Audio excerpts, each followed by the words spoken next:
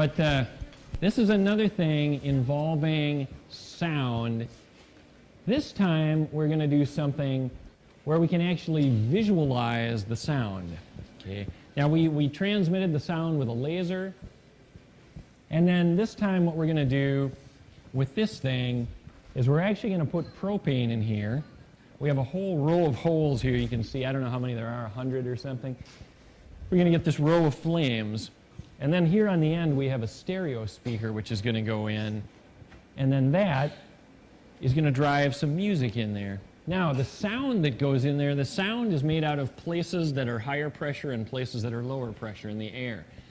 This is when I'm talking to you or when somebody's playing music. What you're actually hearing are these higher and lower pressures. Now that happens very, very quickly.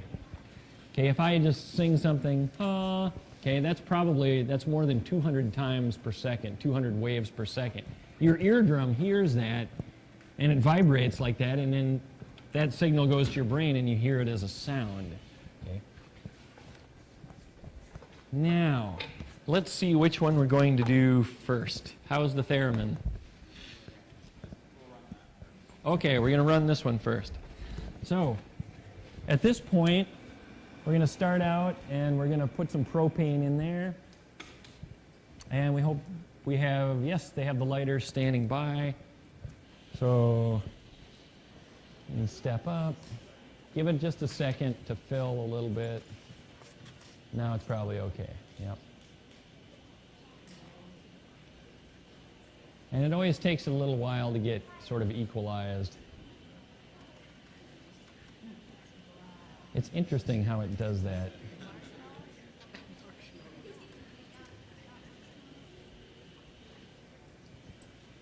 And it's a little bit interesting controlling it. All right, so Alex has got it now. We've got the nice row of flames. Now we're going to start out the first sound lighters. The first sound that we're going to put in there is just one pure sound, just a single frequency. So let's see if we can get a single frequency going.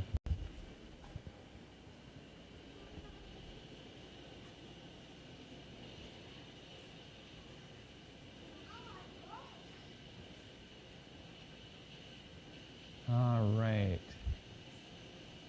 Sound. Now, this is the nature of live performance, right? All right.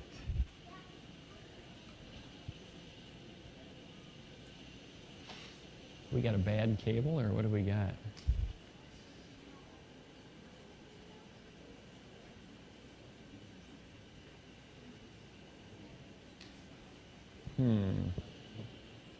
Okay, I don't think we have anything coming through.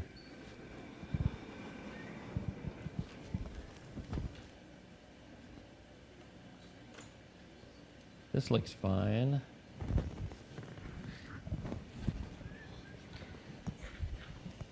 Guess you can enjoy the flames here. Okay.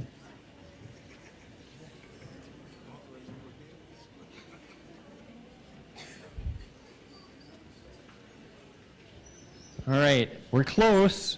We're very close. We should have brought marshmallows.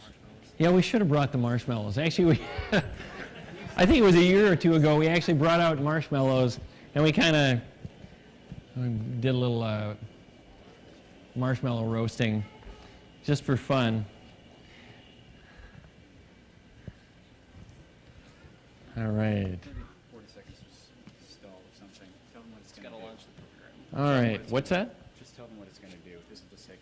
Yeah, I'll talk a little bit more about what you should be seeing shortly. In fact, it worked both times yesterday, so I don't know, we've got some sort of issue going on. But what is going to happen is we're going to put in a single pure sound, all right? And if it's a lower frequency sound, what we'd call a bass sound, okay? It's going to have a longer wavelength. What we should see is hills and valleys in the flames, okay? How far apart the hills are is what we call the wavelength, okay? Hey, we've got something. Yes. All right. Whoa. Okay.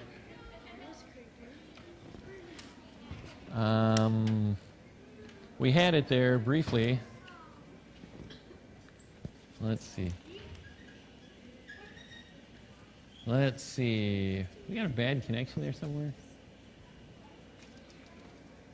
We had a sound there momentarily.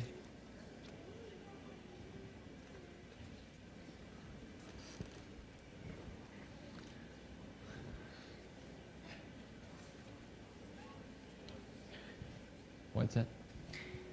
Oh, gosh.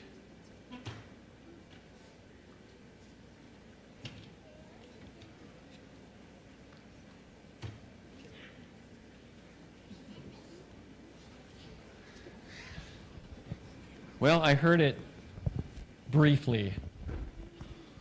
All right, what do we got, guys?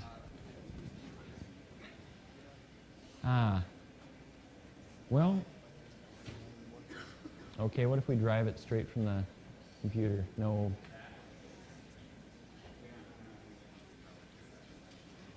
Okay.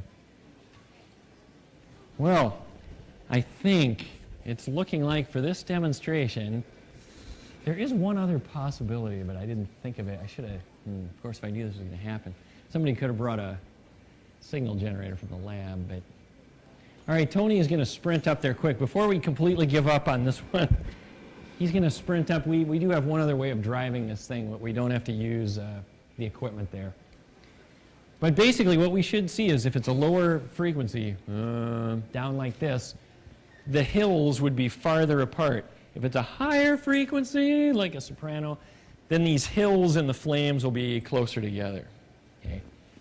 So the wavelength, if it's a low sound, is a longer wavelength. And if it's a high sound, then you have a shorter wavelength. And you can actually see this, and I think we will be able to see it here shortly, because I think we do have a backup method of doing this. Wow, that was quick, Tony. Oh, good.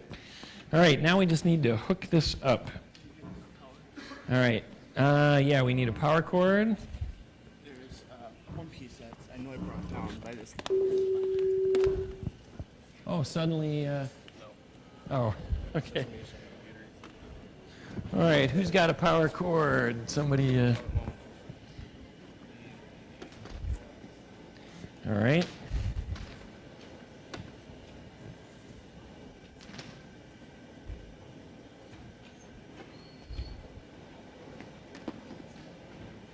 Well, there's a second way to do this, which is like this. You guys got it plugged in? All right. We got Oh, you actually got one. All right. We would have been okay, I think, still. All right.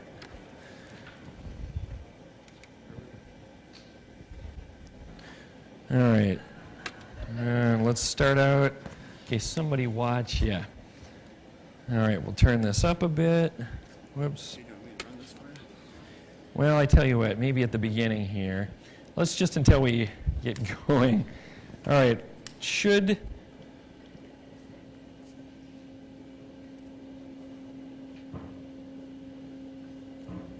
And that might be about as much as we're going to get there. But you can see, I think you can see sort of the hills and valleys and the flames. Now I'm going to change the frequency.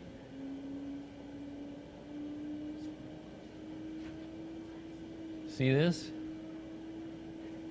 All right. So what we have there, yeah, I've got it all the way up. So what we've got here, when you look at this, you can see these hills and valleys and the flames. You can see how they move. If I go down to a lower sound, see how these hills are farther apart now? In fact, the flames are even getting kind of large. And as I go up to a higher frequency, they get closer together.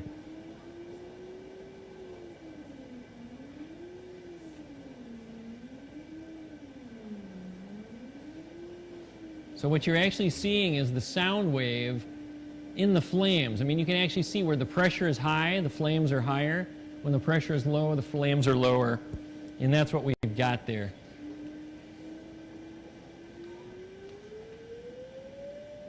And now you can see there's a whole bunch of little hills.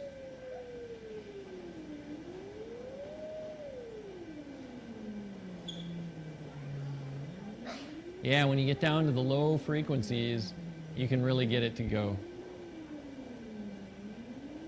All right, so this is one of the things that we were going to show you. And You could plug it into the iPod, yeah, the song would work. well, we could, I don't know if it would have the power, though, to do anything without an amplifier.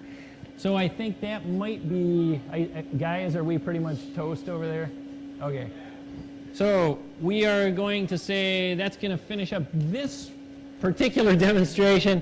We're going to move on to the next one.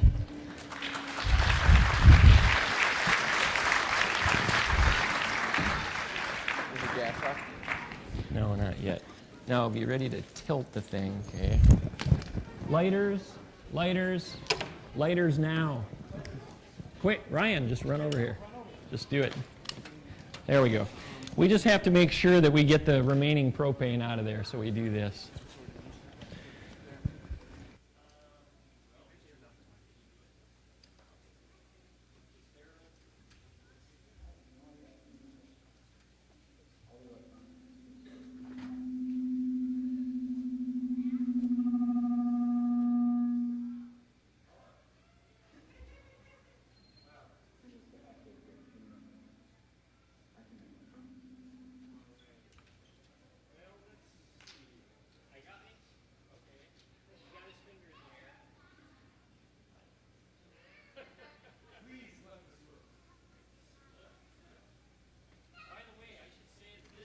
I'm glad I brought that function generator.